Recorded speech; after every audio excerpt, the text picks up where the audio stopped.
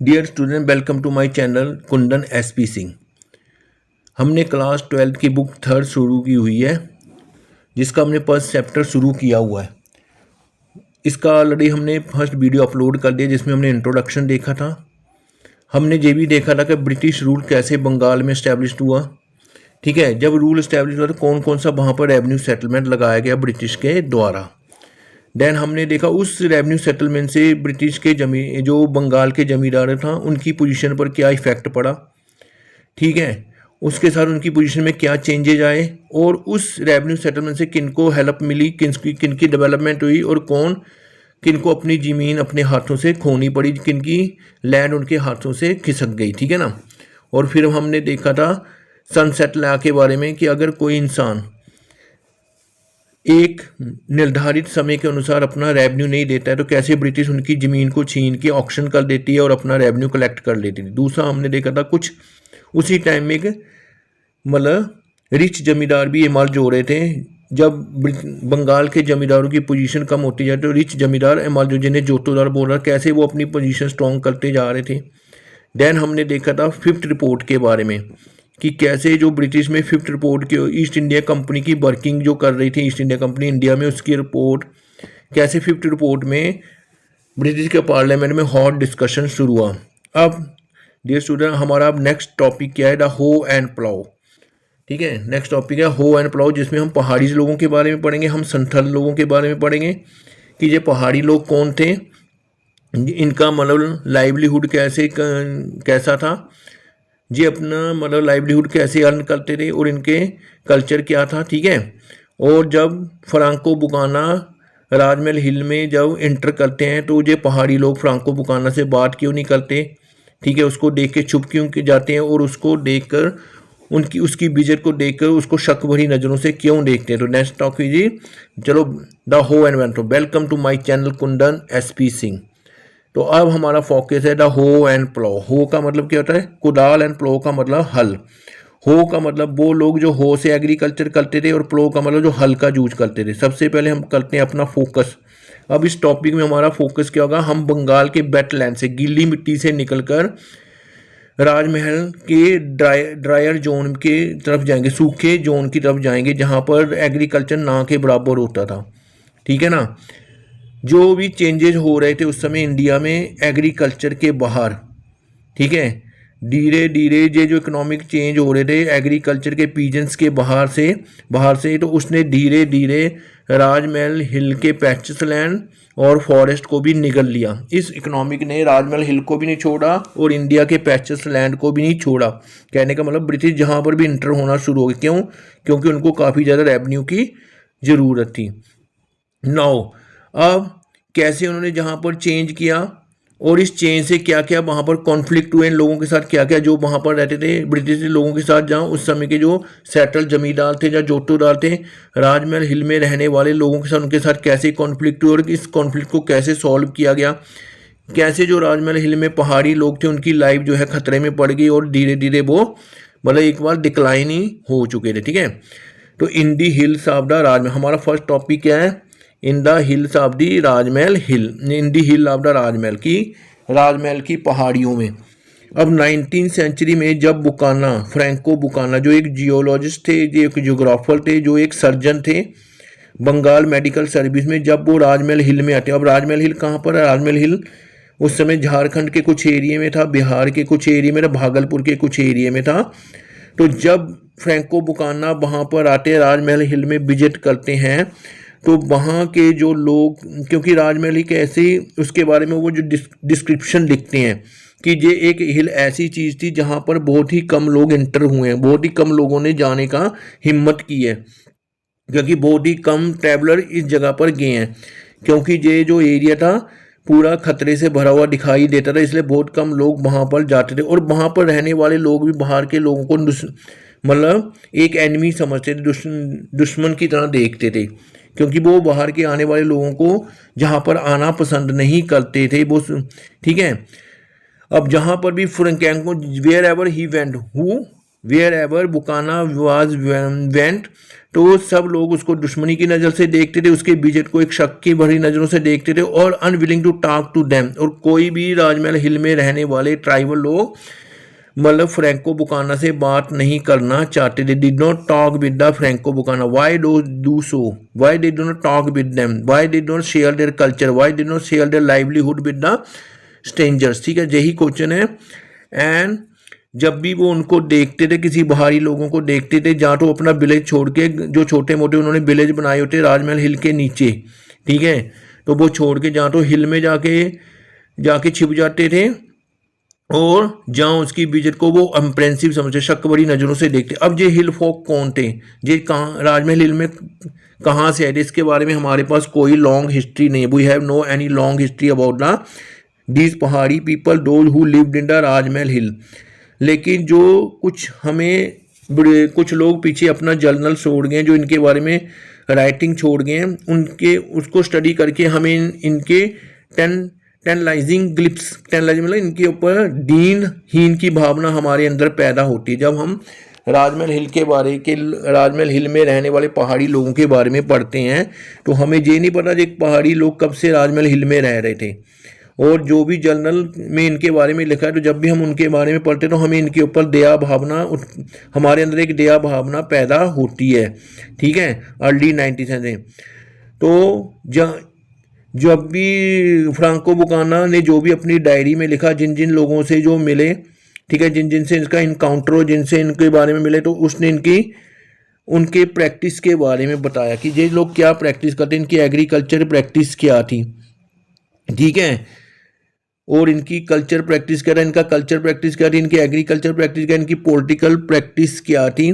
लेकिन ये जो हमें, लेकिन इनकी इस राइटिंग्स को पढ़कर हमें इनके बारे में पूरी तरह से, इनकी हिस्ट्री के बारे में पता नहीं चलता है। We can not say that कि हमें होल हिस्ट्री इनके बारे में, हमारे मन में बहुत से क्वेश्चंस आ रहे होंगे कि ये लोग कहाँ से, लेकिन इनके बारे में हमारे पास कोई आंसर नहीं। जी, हमारे पास आंसर उतने ही है जो उस टाइम पीरियड में लिखे गए हैं, during the 19th century, end of the 18th century और beginning of the 19th century. जो भी इन लोगों के बारे में, जिसने भी इसको देखा, जो भी इसके बारे में लिखा है, तो हमें उसके बारे में, उस टाइम पीरियड से इनके बारे में पता चलता है, और ना उसके पहले के बारे में इनके बारे में पता चला, ना उनके बाद के बारे में उनके बारे में पता चलता है। ठीक है ना, तो उस मूवमेंट के टाइम के बारे में, इनकी लाइफ के बारे में पता, लॉन्गर हिस्ट्री हमारे पास नहीं है, ना तो इनकी प्लेस की, ना तो इन लोगों की, जो कहाँ से आए थे। ठीक है, अगर इनके बारे में जानना है तो we can move to another source, हमें किसी और सोर्स के ऊपर जाना पड़ेगा और रेवेन्यू रिकॉर्ड को खंगालना पड़ेगा, अगर हमें राजमहल हिल में रहने वाले पहाड़ी लोगों के बारे में जानना है। If we talk about late 18th century record, अगर हम लेट 18th सेंचुरी रिकॉर्ड को स्टडी करें, ठीक है, देन हमें पता चलता है इनकी लाइफ के बारे में। ठीक है, तो ये जो लोग थे, जो ये राजमहल हिल के अराउंड में रहते, राजमहल हिल के आसपास रहते थे, they are living in the Rajmahal hill. ठीक है, they are depending on a substance forest produce, ये टोटली फॉरेस्ट प्रोड्यूस के ऊपर ही डिपेंड थे, जिनके जो भी इनको जंगल से मिलता था, जो भी इनको फॉरेस्ट से मिलता था, इसी से इनका जो है गुजर बसर होता था, इन्हीं से इनका लाइवलीहुड चलता था। Dependent on a forest produce, their life style on dependent totally on a forest produce, they are survive totally on a forest produce, and they do the practice of shifting cultivation. ये shifting cultivation ही करते थे, इससे ज़्यादा जी कुछ नहीं करते थे, जो कोई सेटल्ड एग्रीकल्चर नहीं करते थे। They believe in A shifting, झूम खेती में ही बिलीव करते थे। They clear patch of forest by cutting bushes and burning the underground of the, जे मतलब फॉरेस्ट को क्लियर करते थे। ठीक है, उन बुशेज को क्लियर करते थे, और बुशेज को क्लियर करके जो थोड़ा बहुत एग्रीकल्चर की फील्ड बना लेते, उसी के ऊपर जो बुशेज को जला देते थे। ठीक है ना, क्लियर हमारे, उनको जला के जो राख बचती थी, उससे जो राख बनती थी, वो उसके लिए, उस लैंड के लिए पोटाश का काम करती थी, और जो पहाड़ी लोग उसके ऊपर पल्स ग्रो करते थे। ठीक है, मिलेट ग्रो करते थे, और खेती करने के लिए ये करते थे कुदाल का इस्तेमाल, हो का इस्तेमाल करते थे, डीपली लैंड को स्क्रैच नहीं करते। देखो एक बात समझो, जो राजमहल हिल में रहने वाले पहाड़ी लोग थे, इनका टोटली फॉरेस्ट के ऊपर डिपेंड थे। ठीक है। फॉरेस्ट के ऊपर, फॉरेस्ट प्रोडक्ट के ऊपर डिपेंड थे, जो सेटल्ड एग्रीकल्चर नहीं करते थे, they believe in A shifting agriculture. ठीक है। और जो थोड़े बहुत बुशेस वगैरह होते थे, ठीक है, अंडरग्राउंड में जो बुशेस होते थे उनको कटिंग कर देते, जहाँ उनको जला देते थे और उन्हीं की राख से जो उस लैंड के लिए पोटाश बना लेते थे और उसी पोटाश से जो उस लैंड को तैयार करते थे और उसके ऊपर थोड़ी बहुत एग्रीकल्चर करके उसके ऊपर पल्स ग्रो करते थे, दालें ग्रो करते थे, मिल्स ग्रो करते थे। तो यही उनका एक कंजम्पशन, अपने कंजम्पशन के लिए, ना कि बेचने के लिए। ठीक है। और जो स्क्रैच करते लैंड को किससे करते थे, दे स्क्रैच लैंड विद द हो, कुदाल से ही खेती वगैरह करते हो, ज़्यादा डीपली लैंड को स्क्रैच नहीं करते थे। इस चीज़ को आप समझो। और फिर उस लैंड को काफ़ी देर के बाद खाली छोड़ देते थे कि दोबारा वो लैंड अपनी फर्टिलिटी को गेन कर ले। ठीक है। Recover the fertility and move a new area. फिर वो आगे चलते रहते, क्योंकि वो सेटल लाइफ नहीं जीते थे, फॉरेस्ट के अंदर ही घूमते रहते थे। तो यहीं से हमें इनके बारे में पता चलता है। ठीक है ना। फॉरेस्ट से वो टोटली फॉरेस्ट के ऊपर डिपेंड थे। ठीक है। और फॉरेस्ट के ऊपर डिपेंड होने की वजह से ही वो फॉरेस्ट से बहुत सी चीज़ें कलेक्ट कर लेते। ठीक है। They collect so many things from the forest. ठीक है। जैसे कि दे आर बिलीविंग, वो हंटर गैदरिंग करते, शिफ्टिंग कल्टीवेशन करते थे।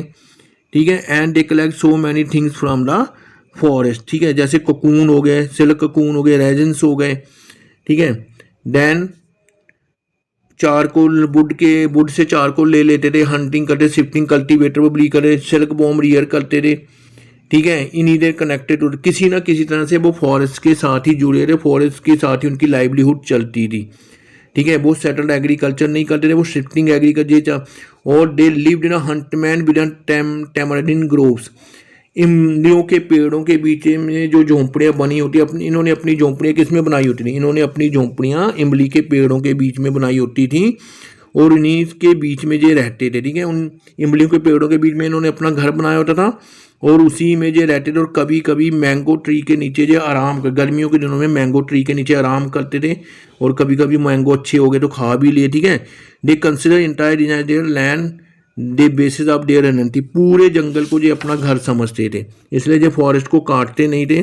ब्रिटिश के कहने पर भी इन्होंने कभी फॉरेस्ट को काटा नहीं, तभी तो ब्रिटिश ने इनको मारना शुरू किया। वो हम आगे टॉपिक में देखेंगे। नाउ इंटायर रीजन को जो अपना घर समझते थे। ठीक है। अब थोड़ा मैं इसको आगे समझाऊंगा, लेकिन पहले आप इस वीडियो को इनकी शिफ्टिंग कल्टीवेशन के बारे में देख लो। नाउ आप आइडेंटिटी बाद में देखें, हम वीडियो को बाद में देखेंगे। पहले पूरे फॉरेस्ट इनके लिए एक आइडेंटिटी थी। ठीक है। उसका वही फॉरेस्ट इनका सर्वाइवल का एक मेथड होता था। दे रजिस्टर्ड इंट्रूक्शन ऑफ आउटसाइडर। ठीक है। ये आउटसाइडर को आना अच्छा नहीं समझते, कि इनके जंगल में कोई अगर आउटसाइडर आता तो उसको आना, अजनबी को आना अच्छा नहीं समझते थे। उनके आने पर भी रोक लगाने की कोशिश करते थे। They achieve maintain unity of the group, settle dispute and led to tribe in battle with other tribe and plains people. जो इनका हेड होता था, हर एक ट्राइबल का एक हेड होता था, तो ये इनमें यूनिटी क्रिएट करके रखता था। ठीक है। अगर छोटे मोटे डिस्प्यूट होता उसको सॉल्व कर देता था। अगर दूसरी ट्राइब के साथ अगर कोई फाइट हो जाती तो उसमें वो ट्राइब उसमें लेड करता था। ठीक है।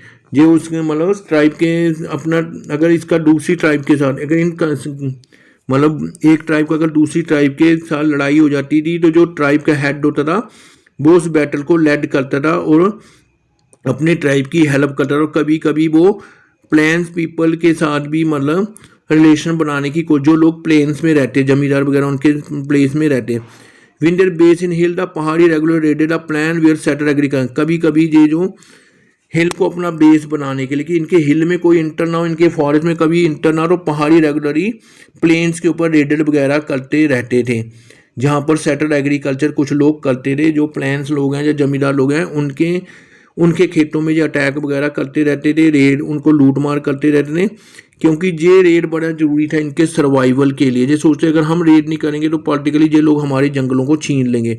और ये ज़्यादातर रेड कब होती थी, this raid is during the scarcity के टाइम में, जब जंगलों में खाने पीने की कमी पड़ जाती थी, जहाँ साल के उस सीजन में जब फॉरेस्ट में खाने पीने का, बरसात का सीजन आया है, ठीक है, जहाँ कोई बहुत ज़्यादा गर्मी बढ़ गई है तो फॉरेस्ट से कुछ नहीं मिल रहा, तो ये प्लेन्स के ऊपर अटैक करते थे अपने सर्वाइवर के लिए, और ये अपने पावर को दिखाने के लिए भी प्लेन्स के ऊपर, प्लेन के लोगों के ऊपर अटैक करते थे, ठीक है ना। और कभी कभी पॉलिटिकल निगोशिएशन बनाने के अनुसार, पॉलिटिकल निगोशिएशन मतलब पॉलिटिकल रिलेशन बनाने के लिए भी, पॉलिटिकल निगोशिएशन करने के लिए भी उनके साथ अटैक करते थे, ठीक है ना। कभी कभी कोई चीज़ें दे दी और उनसे बदले में चीज़ लेने के लिए भी अटैक करते थे। तो ये एक मतलब उनके एक तरीका था अपने आप की अपनी पावर दिखाने का। जो प्लेन्स में रहने वाले zamindar, the zamindar who lived in the plains had to often purchase a peace by paying a regular tribute to the hill chief. तो जो प्लेन्स में रहने वाले जमींदार थे वो रेगुलरली इनको कुछ ना कुछ ट्रिब्यूट या कुछ ना कुछ नजराना या कुछ ना कुछ देते रहते थे, ताकि ये बार बार प्लेन्स के ऊपर अटैक ना करें, इनके खेतों के ऊपर अटैक ना करें, ठीक है। और जो ट्रेडर्स इनके जंगलों का इस्तेमाल करते थे एक जगह से दूसरी, अब भाई ट्रेडर हैं, उस समय आज की तरह पक्की सड़कें तो है नहीं थी, पक्का रोड तो है नहीं था, तो कुछ ट्रेडर जो ट्रेड करते थे वो इनके जंगलों से होके जाते थे, तो इनको कुछ ना, इन ट्रेडर्स को, इन पहाड़ी लोगों को कुछ ना कुछ ट्रिब्यूट देना पड़ता था, कुछ ना कुछ मतलब पटकर देना पड़ता था, जिसे हम पटकर कहते हैं, परमिशन लेने, तभी वो परमिशन देते थे उनके जंगलों से गुजरने के, पासेज होने के लिए उस जंगलों के पार। नहीं तो अगर वो ट्रैवलर इनको अगर ट्रिब्यूट नहीं देंगे या मनी कुछ देंगे नहीं, तो वो उनके ऊपर अटैक कर देंगे और जो वो ट्रेडिंग के लिए जो सामान ले जाएंगे उसको लूट लेंगे। जब एक बार इनको पटकर मिल जाता था, इनको पासेज मिल जाता था, मतलब ट्राइबल के हेड को जब पासेज मिल जाता, ट्राइबल हेड प्रॉमिस करता था उस ट्राइबल की आपको लूटा नहीं जाएगा और आपकी रक्षा भी की जाएगी दूसरे ट्राइबल से या दूसरे जंगली जानवर से, ठीक है। और ये अगर किसी ट्रेडर ने उनको मना कर दिया पास देने से कि भाई जंगल तुम्हारा थोड़ी हमारा भी है, तो फिर वो उनको लूट लेते थे, फिर इनके लिए ट्रेडर के लिए ट्रेड करना डिफिकल्ट नाउ। तो फिर हमने देखा था पटकर जो है, पटकर को पास दिया जाता है, ट्रेडर को पास दिया जाता है, तभी वो इस जंगल का यूज कर सकते थे जहाँ से गुजरने के लिए। तो निगेशन, ये जो निगेशन है, पीस है, जो पहाड़ी लोग जो है मैदानी लोगों के साथ जो पीस का समझौता कर रहे हैं, तो ये ज़्यादा देर तक नहीं चलता था ड्यूरिंग द 18th सेंचुरी, क्योंकि 18th सेंचुरी में आते आते क्या था, एग्रीकल्चर लैंड का एक्सपैंड होता जा रहा था, ठीक है। और ये लैंड का एक्सपैंड ब्रिटिश इनकल्ज करा रही थी अपना फ्रंटियर बढ़ाने के लिए, अपना रेवेन्यू बढ़ाने, क्योंकि जब से ब्रिटिश जो है रूल कर रहे थे बंगाल में 1780 के बाद ही काफ़ी ज़्यादा फेमाइन पड़ना शुरू हो गए थे और वहाँ पर इतना अच्छा एग्रीकल्चर नहीं हो रहा था, और धीरे धीरे ब्रिटिश को अपना रूल इंडिया में इस्टेब्लिश करना, they want to establish their rule in India, so they want to increase their agriculture land, they want to increase their revenue, then he want to encourage jotedar encourage पीजे जमींदार की आप जो राजमहल हिल की पहाड़ियाँ उनको काटो और वहाँ पर जो अनकल्टिवेटेड लैंड है उस पर राइस ग्रो करना शुरू करें, क्योंकि जितना भी बंगाल का जो प्लेन्स इलाका था वहाँ पर तो ब्रिटिश ने पूरी तरह कैप्चर कर लिया हुआ था। अब ब्रिटिश को आगे बढ़ना था, after the battle of Plassey के बाद, परमानेंट सेटल के बाद उन्हें और लैंड चाहिए थी, और रेवेन्यू चाहिए था, ठीक है। अब बंगाल में जो बार बार फेमाइन पड़ रहे थे वो इतने हेल्पफुल नहीं, तो अब उनको सिर्फ यही नज़र आ रहा था कहीं ना कहीं झारखंड की जो राजमहल हिल है वहाँ को कैप्चर किया जाए, और पहाड़ी लोगों के से तो वो बात कर ही नहीं सकते क्योंकि पहाड़ी लोग किसी से बात करते ही नहीं थे। Then he move to the zamindar and jotedar, उनको कंपेल करना शुरू कर दिया कि आप अनकल्टिवेटेड जो लैंड है उसको कल्टिवेट बना के वहाँ पर राइस फील्ड ग्रो की जाए, ठीक है, वहाँ पर सेटल्ड एग्रीकल्चर की जाए। और इसके लिए अगर आपको मतलब कि अपना रेवेन्यू बढ़ाना, तो इट इज़ वेरी इंपॉर्टेंट कि सेटल्ड एग्रीकल्चर करवाई जाए लोगों से, and it was very necessary to source of revenue के लिए ब्रिटिश को ये लगता था कि रेवेन्यू बढ़ाने के लिए सेटल्ड एग्रीकल्चर का होना बड़ा ज़रूरी है। अगर सेटल्ड एग्रीकल्चर होगी तभी हम क्या कर सकते हैं, तभी हम रेवेन्यू बढ़ा सकते हैं, ठीक है ना। Then we have increase the revenue.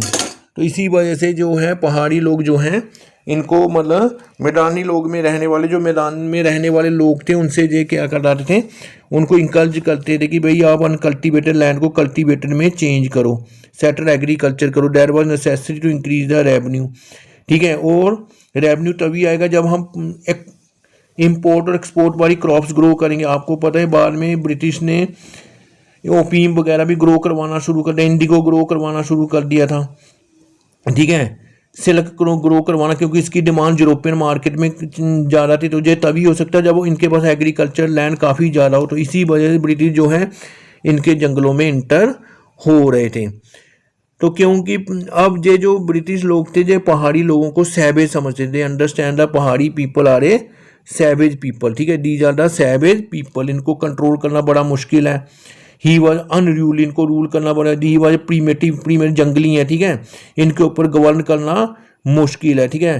तो इसलिए एंड फॉरेस्ट पीपल को वो चाहते थे कि ये जो पहाड़ी लोग हैं, जो ट्राइबल लोग हैं, इनको टेम मतलब अपना गुलाम बनाया जाए, टेम किया जाए, इनको सिविलाइज बनाया जाए और इनको बोला जाए कि हंटिंग छोड़ो और प्लाऊ एग्रीकल्चर करो। लेकिन पहाड़ी लोगों के लिए प्लाऊ एग्रीकल्चर करना बहुत डिफ़िकल्ट था, क्योंकि ये प्लाऊ को अच्छा चीज़ नहीं समझते, ये ज़्यादा लैंड को डीपली स्क्रैच नहीं करते थे, ठीक है। जैसे अब हम थोड़ा देखते हैं कि पहाड़ी लोगों की लाइफ क्या थी। The tribal way of life. You understand when you There see were this? many tribal groups under the British rule. Some of them were the Mundas, Santhals, and Oraons in the Chotanagpur region, the Begas, Gonds, and Khons in central India. अब ये जो थे ये बहुत से उस समय tribal group हमारे इंडिया में रहते थे, ठीक है ना। जैसे संथाल हो गए, मुंडास हो गए, पहाड़ी हो गए, उनका लाइफस्टाइल क्या था हम इस वीडियो में देख रहे हैं। The tribal way of life. There were many tribal groups under the British rule. Some of them were the Mundas, Santhals, and Oraons in the Chotanagpur region, the Begas, Gonds, and Khons in central India, and the Khasis and the Nagas in the northeast. Let us learn about their way of life under the British rule. The tribal societies did not follow the caste rules laid down by the Brahmins. There was more equality among them. Land was owned by the whole tribe. They had a distinct culture of their own and wanted no one to interfere in it. Each tribal group had its own customs, rituals, and beliefs. The tribals were engaged in different activities. The tribals living in central India and the northeast generally practiced shifting cultivation. It is also known as jhum cultivation or slash and burn cultivation. The tribals selected a patch of land and cleared it by cutting down the trees and burning them. Then they cultivated that land for some years. When the yield from the land decreased, they abandoned it and moved to a new area. The tribals were dependent on the forest for all their needs. Most of them lived by hunting and gathering forest produce. They collected fruits, roots, honey, and medicinal herbs from the forest. Some form of barter also existed. Some tribal groups exchanged milk, milk products, and wool for rice and other grains. When a forest was no longer able to supply their needs, they generally moved to another forest. So they were essentially people of the forest. Some tribal groups lived by herding and rearing animals. They were dependent on their herds of sheep and cattle. Most of the tribal people were nomads. They moved about with their animals. When the supply of food for these animals got exhausted in an area, they moved to another area. With time, okay, तो हमने इस video में देखा कैसे tribal लोगों की life थी, ठीक है, किस तरह वो शिफ्टिंग कल्टीवेशन करते थे। जब ब्रिटिश ने उनको मनाने की कोशिश की कि वो सेटल्ड एग्रीकल्चर करें, प्लाऊ से एग्रीकल्चर करें, ठीक है, तो उन्होंने मानने से मना कर दिया, इसकी चीज़ों को प्लाऊ से एग्रीकल्चर करने से मना कर दिया। ओके, नाउ अब ब्रिटिश चाहते थे हम इन लोगों को टेम करें, टेम्ड करें, इनको गुलाम बनाएं, इनको सिविलाइज बनाएं, लेकिन ये अपनी हंटिंग वाली हैबिट को छोड़ें और प्लाऊ एग्रीकल्चर करें। लेकिन इन लोगों ने मानने से मना कर दिया। धीरे धीरे जब सेटल एग्रीकल्चर की डिमांड बढ़ती जा रही थी, during the period the settle agriculture की डिमांड बढ़ती जा रही थी, ठीक है, तो पैचर्स और फॉरेस्ट लैंड कॉन्ट्रैक्ट होते कम होते जा रहे थे। तो there was sharp conflict between hill folk and settle cultivator. There was conflict start हो गया हिल फोक और किसके बीच में, we can say that hill folk और जमींदार्स के बीच में, या सेटल एग्रीकल्चर के बीच में जो है कॉन्फ्लिक्ट स्टार्ट हो जाता है, ठीक है ना। वो बार बार फिर जो फोक हैं वो सेटल कल्टीवेटर के ऊपर बार बार रेड करते हैं, क्योंकि अब उनके जंगल जो है ख़त्म करते जा रहे थे। ये जो settle agriculturist on the demand of the British, on the demand of the revenue under the permanent settlement, अब जो जमींदार वो भी परेशान थे, वो भी अपने लैंड को बढ़ाना चाहते ताकि परमानेंट सेटलमेंट के ऊपर जो रेवेन्यू लगाया उनको दिया जाए, इसलिए वो इन जंगलों को ख़त्म करे। और हिल फोक के जब जंगल ख़त्म हो रहे थे तो ये बार बार सेटल कल्टीवेटर के ऊपर अटैक करते थे, बिले बार बार इंक्रीजिंग रेगुलरिटी। कभी कभी उनके मतलब carrying away their food grain, उनके फूड ग्रेन को मतलब छीन के ले जाते थे, उनके एनिमल को छीन के ले जाते थे। ठीक है, अब ब्रिटिश के लिए बड़ा मुश्किल हो गया इनको कंट्रोल करना।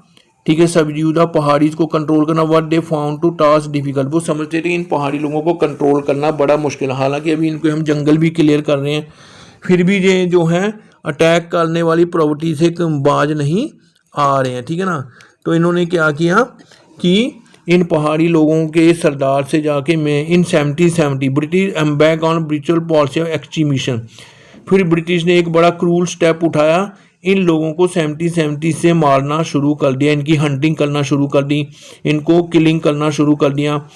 ये जो काम था किलिंग का, ये 10 ईयर तक चला। और 70-80 में जब नया कलेक्टर बनता है अगस्टी क्लीवलैंड भागलपुर के, वो एक पीस की पॉलिसी का अडॉप्ट करता है कि कब तक हम इनको मारेंगे, क्योंकि हमारा खुद का भी नुकसान हो रहा है। क्योंकि जब लड़ाई होगी तो दूसरा बंदा भी कम चुप नहीं बैठेगा, वो भी इनको कुछ ना कुछ नुकसान पहुंचाते थे। और अगस्टिस क्लीवलैंड जो भागलपुर के कलेक्टर थे, उसने पीस की पॉलिसी, पैसिफिकेशन की पॉलिसी को अडॉप्ट किया। उन्हें ट्राइबल चीफ को, जो ट्राइबल के हेड होते थे, चीफ होते थे, उनको बोला कि तुम अपने लोगों को कंट्रोल में रखो। ठीक है, और उनको उनकी रिस्पॉन्सिबिलिटी लो कि वो प्लेन्स के इलाके में जहाँ हमारे लोगों के ऊपर अटैक ना करें। अगर वो ऐसा करेंगे तो हम उनको तुम्हें हम एनुअल अलाउंस देंगे। देखो बहुत से चीफ जो थे इस बात को मान गए, बहुत से चीफ जो थे वो इस बात को नहीं माने, बहुत से चीफ इस बात को नहीं माने। क्यों नहीं माने वो ब्रिटिश की इस बात को? क्योंकि उन्हें लगता था कि अगर हम ब्रिटिश की बात को मानेंगे तो हम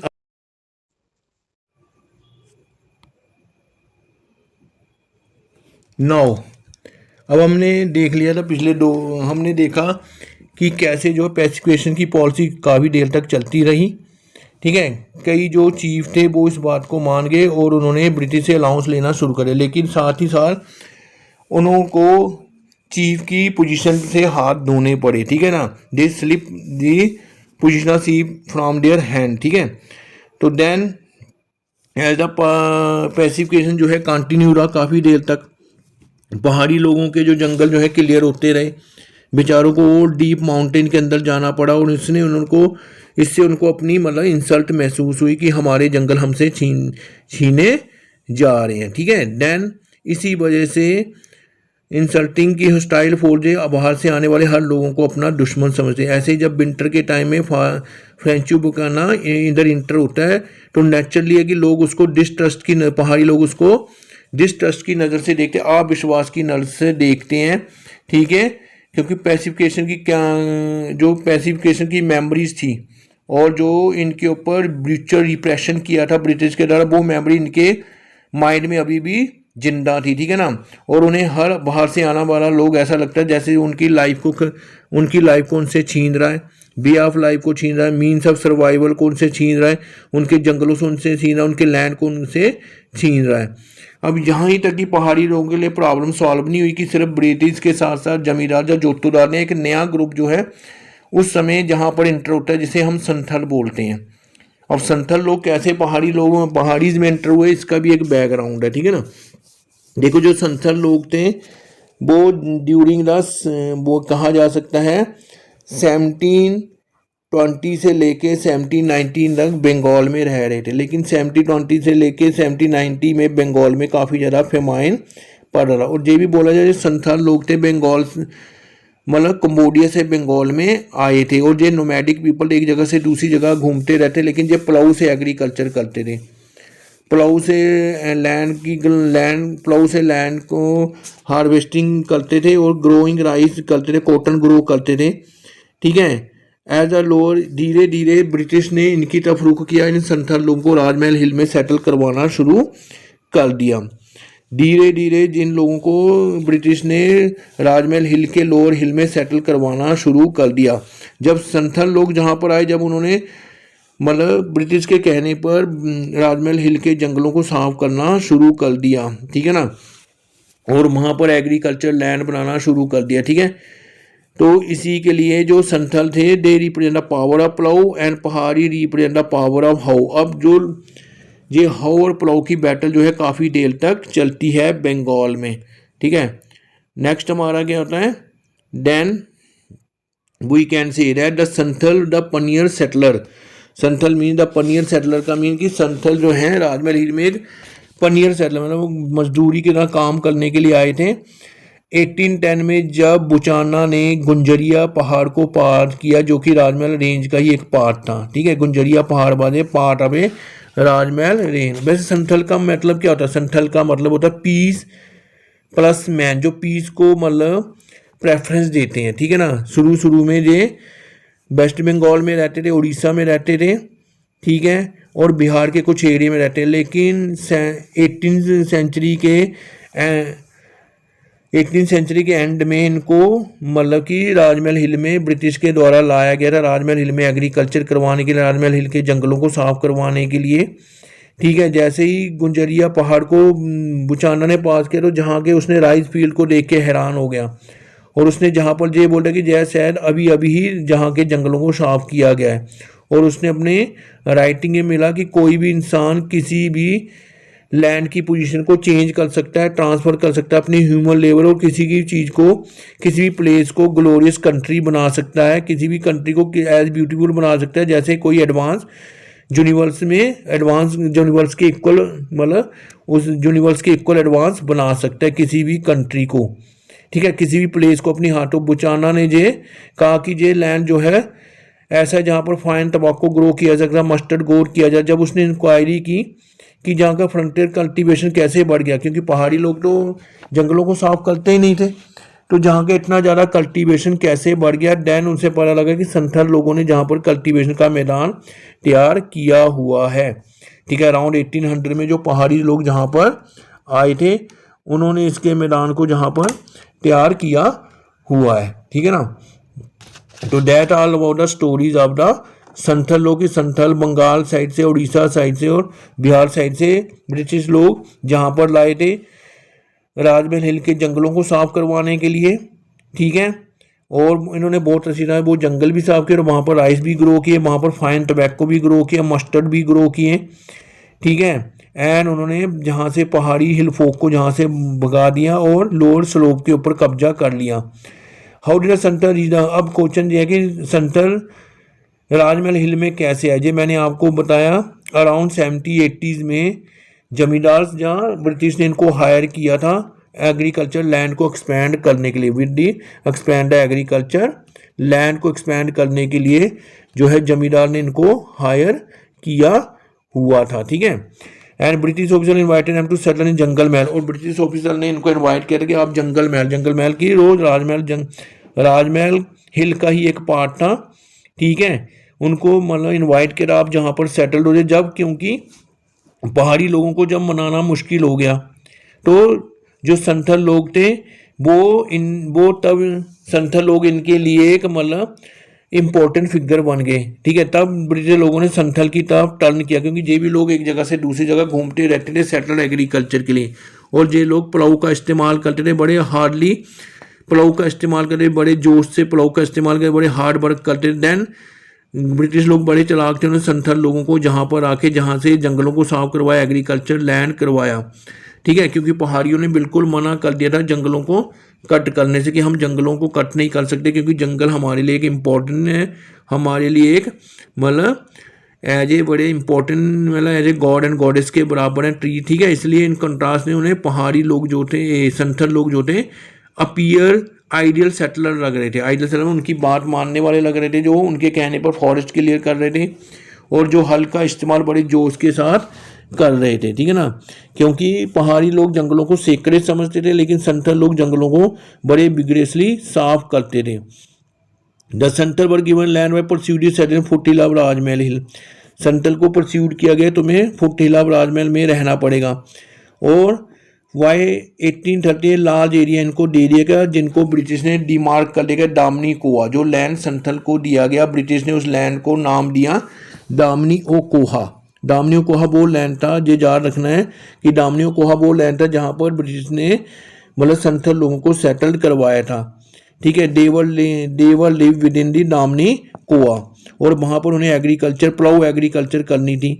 and became a settle pigeons बना, क्योंकि जनरल की जो लाइफ स्टाइल इससे पहले बड़ी डिफिकल्टी, वो भी चाहते थे हमारी जो लाइफ सेटल्ड हो जाए, तो जहाँ दामनी कुआं में आके उनकी लाइफ जो है सेटल होने वाली थी।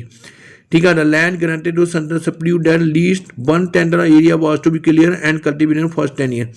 ब्रिटिश ने उनको ये बोला था कि जो लैंड हमको दे रहे, एक शर्त पर दे रहे, पहले आपको 1/10 आप जंगलों को साफ करना होगा फर्स्ट 10 ईयर तक। ठीक है, और पूरी जो टेरिटरी को बाद में मैप करवाया गया था। ठीक है, और उनको कुछ लैंड दे दिया गया और आसपास इनके लिए एक पिलर लगा दिए गए। ठीक है, छोटे छोटे पिलर लगा दिए गए, और उनको संथल का जो लैंड था जिसे दामनी कुआं बोला जाता था और सेटल एग्रीकल्चर के लैंड से बिल्कुल अलग कर दिया गया, प्लेन्स के लैंड से बिल्कुल अलग कर दिया गया कि आपके, और पहाड़ीज ऑफ हिल के लैंड से बिल्कुल अलग कर दिया। अब पहाड़ीज का आना नीचे आना बड़ा मुश्किल हो गया था।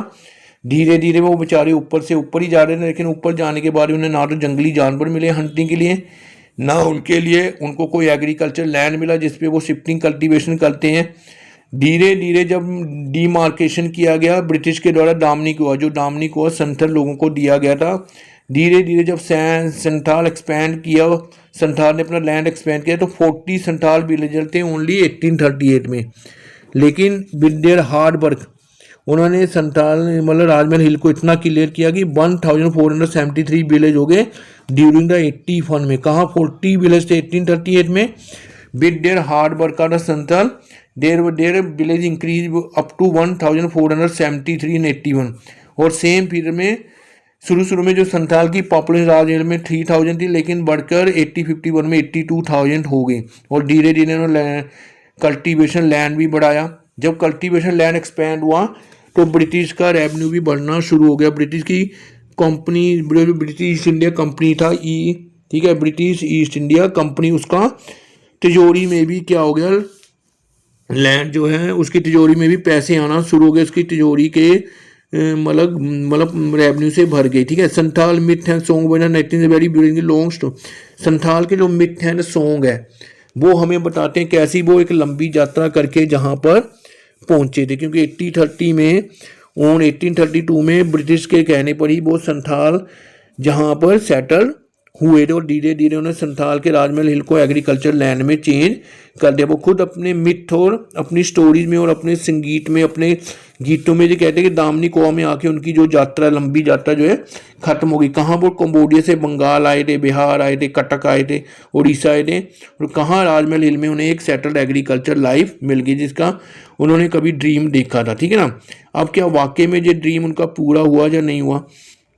ठीक है, when the Santhal settle on periphery of the Rajmahal hill the पहाड़ी, जब संथाल लोग जो है पेरी फेरी में सेटल्ड हो गए, राजमहल हिल के पेरी फेरी में, मतलब एज पे, आउटर एज पर सेटल हो गए, तो पहाड़ियों को वो जगह छोड़ के जाना पड़ा, क्योंकि पहाड़ी अब हर एक के साथ फाइट नहीं कर सकते। एक तरफ उनके दुश्मन जमींदार थे, ब्रिटिश थे, अब एक और दुश्मन उनके आगे, उनके अलग संथाल जो कि इनसे भी ज़्यादा अग्रेसिव थे। ठीक है ना, तो पहाड़ी लोगों को और अंदर जाना पड़ा, डीपर फॉरेस्ट में, हिल में जाना पड़ा, और नीचे आना उनके लिए रिस्ट्रिक्टेड कर दिया गया था। लोअर हिल में आना उनके लिए, वैली में आना रिस्ट्रिक्टेड कर दिया गया ना, और उन्हें बेचारों को ड्राई इंटीरियर में ही रहना पड़ा।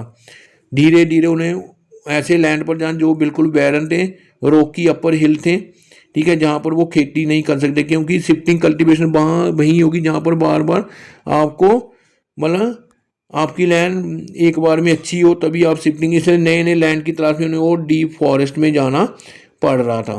ठीक है, नाउ अब संथाल को जो लैंड दिया गया था उन्हें ये महसूस हो गया धीरे धीरे लैंड जो उन्होंने कल्टीवेशन के लिए तैयार किया है वो उनके हाथों से छिनता जा रहा है।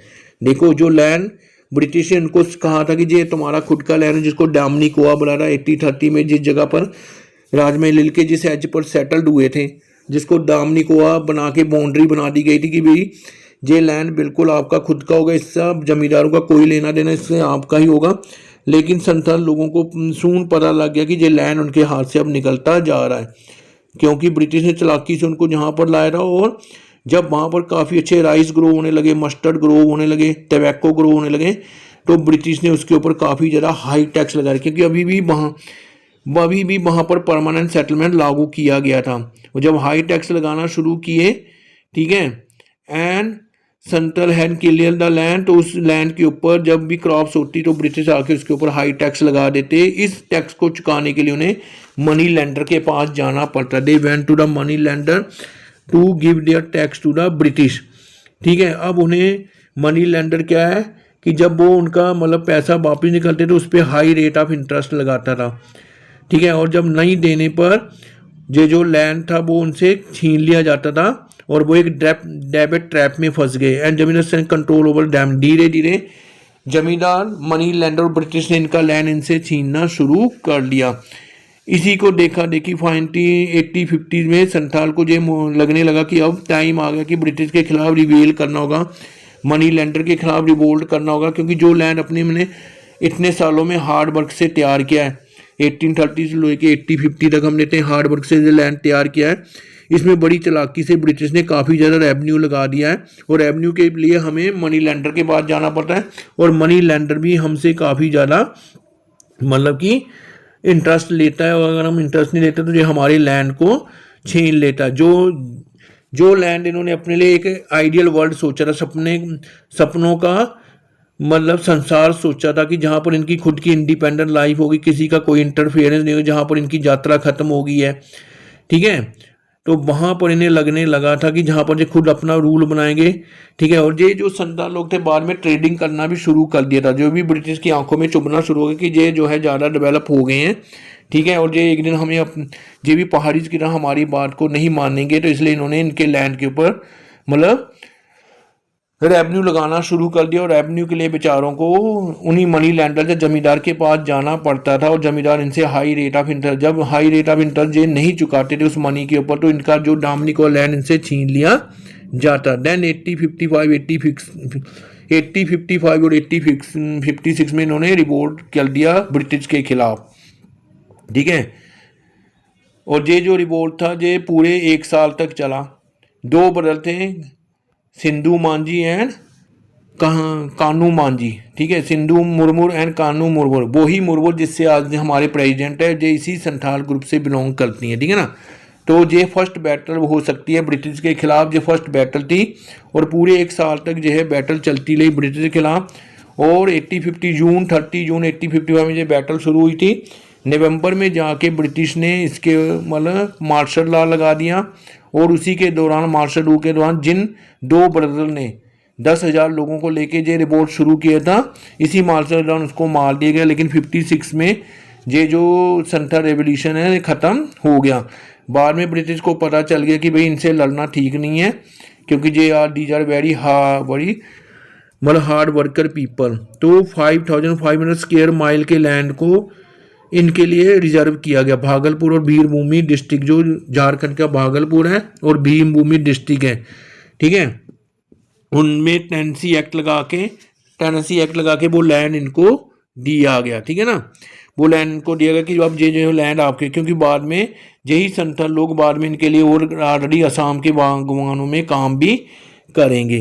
तो जिस तरह संथाल फरगन टेनेंसी एक्ट 1856 में किया गया और उसमें ये कहा गया कि आपको जो लैंड दिया वो आपका ही रहेगा और आप इस लैंड को बेच भी सकते, कोई आउटसाइडर आपसे लैंड छीन नहीं सकता। तो these all about the Santhal, ठीक है।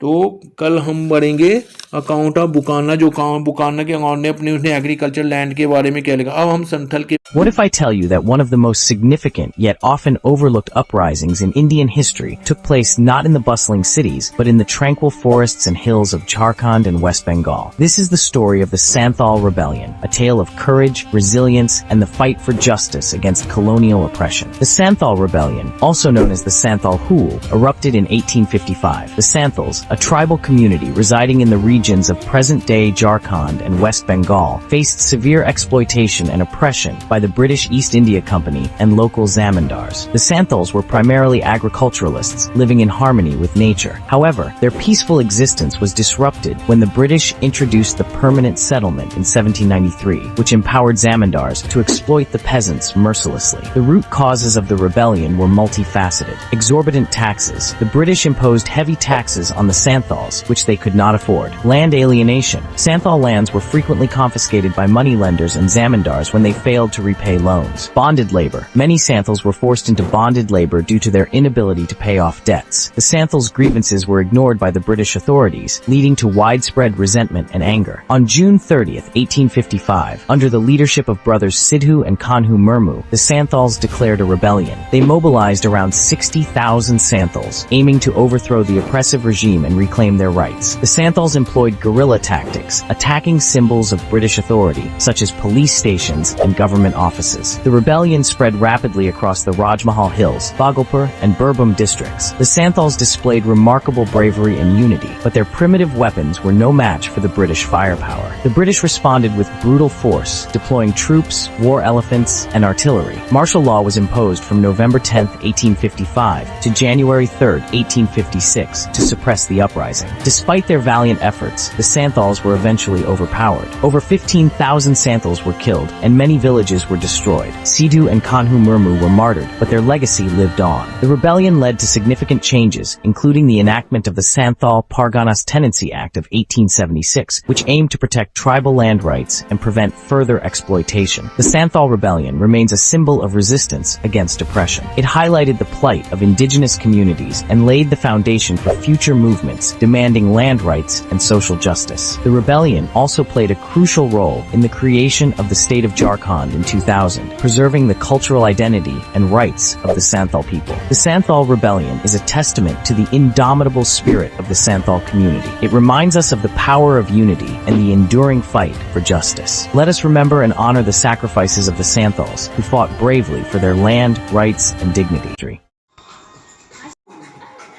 Thank you. Like my channel, subscribe my channel. इसके बाद हम इस चैप्टर का अगला टॉपिक शुरू करेंगे, द अकाउंट ऑफ बोचाना. तो please like my channel. Thank you very much.